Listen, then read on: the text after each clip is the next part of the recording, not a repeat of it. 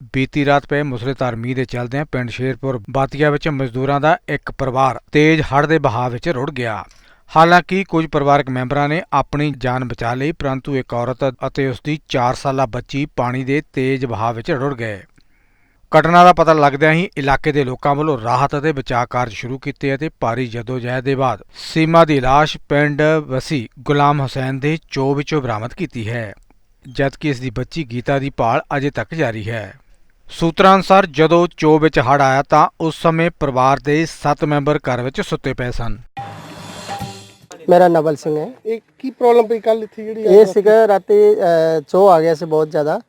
ਚੋਅ ਦੇ ਮਕਾਨ ਬਣਿਆ ਸੀਗੇ ਇੱਥੇ ਤੇ ਇਹ 7 ਬੰਦੇ ਇੱਥੇ ਸੀਗੇ।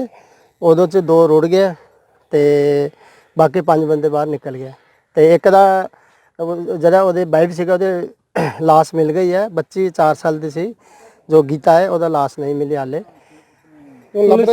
ਲੱਭਦੇ ਪਏ, ਪੁਲਿਸ ਆਈ ਹੋਈ ਹੈ, ਪੁਲਿਸ ਵਾਲੇ ਆਏ ਜਿਹੜੀ ਡੈਡ ਬੋਡੀ ਮਿਲ ਗਈ ਹੈ। ਉਹ ਕਿੱਥੋਂ ਮਿਲੀ? ਉਹ 2 ਕਿਲੋਮੀਟਰ ਦੂਰ ਮਿਲੀ ਹੈ। ਹਾਂਜੀ, ਪਰ ਅੱਗੇ ਲੱਭਣ ਦੀ ਕੋਸ਼ਿਸ਼ ਨਹੀਂ ਕਰ ਰਹੇ, ਉਹ ਹਟ ਗਏ। ਉਹ ਜਦਾਂ ਹਾਂ ਕੋਈ ਲੱਭ ਨਹੀਂ ਰਿਹਾ ਹੁਣ ਉਹਨੂੰ। ਅੱਗੇ ਡੈਡ ਬੋਡੀ, ਜਿਹੜਾ ਬੱਚੀ ਦੀ ਡੈਡ ਬੋਡੀ, ਉਹ ਲੱਭ ਨਹੀਂ ਰਿਹਾ ਹਲੇ। ਕੀ ਨਾਮ ਆਪਣਾ? ਨਰਜੀਤ ਸਿਰਪਾਲੀ। ਇਹ ਜਿਹੜਾ ਰਾਤੀ ਮੀਂਹ ਪਿਆ, ਮੀਂਹ ਕਾਰਨ ਬਰਸਾਤ ਆਈ, ਪਾਣੀ ਆਇਆ, ਉਹਨਾਂ ਕੀ ਨੁਕਸਾਨ ਹੋਇਆ ਇੱਥੇ?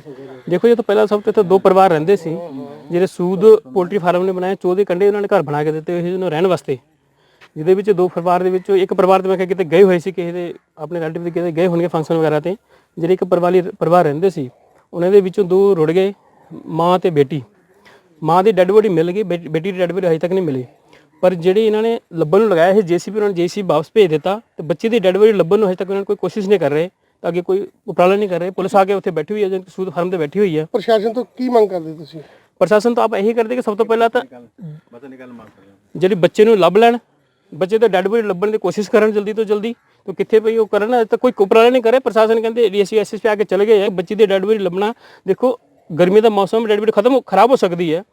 ਅੱਜ ਤੱਕ ਸਵੇਰ ਦਾ ਘਟਨਾ ਹੋਇਆ, ਪਾਣੀ ਬੰਦ ਹੋ ਚੁੱਕਿਆ, ਪਰ ਡੈਡ ਬੋਡੀ ਲੱਭਣ ਦੀ ਕੋਸ਼ਿਸ਼ ਨਹੀਂ ਕਰ ਰਹੇ। ਅਜੇ ਤੱਕ ਲੱਭੇ ਨਹੀਂ, ਉਹਨਾਂ ਨੇ ਡੈਡ ਬੋਡੀ ਨਹੀਂ ਲੱਭ ਰਹੀ। ਫੋਨ ਆਇਆ ਸੀ ਇੱਥੇ ਵੀ ਸੀਮਾ ਥਾਪਾ, ਵਾਈਫ ਆਫ ਰਾਜੂ ਥਾਪਾ, ਬਾਸੀ ਪੋਲਟਰੀ ਫਾਰਮ, ਤੇ ਇੱਥੇ ਵੀ ਪਾਣੀ ਜ਼ਿਆਦਾ ਆਉਣ ਕਾਰਨ ਡੈਥ ਹੋਈ। ਇਹਨਾਂ ਤੇ ਮੌਕੇ ਤੇ ਸੀਮਾ ਥਾਪਾ ਦੀ ਡੈਡ ਬੋਡੀ ਮਿਲ ਗਈ ਆ, ਗੀਤਾ ਦੀ ਇਹ ਜਾਰੀ ਹੈ ਤੇ ਨਹੀਂ ਮਿਲ ਸਕੀ। ਕਿਹੜੀ ਜਗ੍ਹਾ ਜੀ ਇਹ ਸੂਦ ਫਾਰਮ ਆ ਜੀ, ਪੋਲਟਰੀ ਫਾਰਮ, ਸ਼ੇਰਪੁਰ ਬਾਦੀਆਂ ਪਿੰਡ 'ਚ। ਇਹ ਪਾਣੀ ਜਿਹੜਾ ਚੋਦ ਵਿੱਚ ਆਇਆ, ਇਹਨਾਂ ਦਾ ਮਕਾਨ ਵੀ ਸਾਰਾ ਇਹ ਪਾਣੀ ਆਉਣ ਨਾਲ ਮਕਾਨ ਗਿਰਿਆ ਜਿਹੜਾ ਪਾਣੀ ਆਉਣ ਜੀ। ਮਾਮਾ ਦੀ ਬਾਕੀ ਫੈਮਿਲੀ ਠੀਕ ਹੈ ਇਹਨਾਂ ਦੀ? ਬਾਕੀ ਫੈਮਿਲੀ ਠੀਕ ਹੈ। ਮਕਾਨ ਲੀਗਲ ਸੀ ਜਾਂ ਇਲੀਗਲ ਸੀ? ਇਹਦੇ ਬਾਰੇ ਮੈਂ ਕਹਿ ਨਹੀਂ ਸਕਦਾ ਮਕਾਨ ਕਿੱਥੇ ਪਿਆ ਹੈ।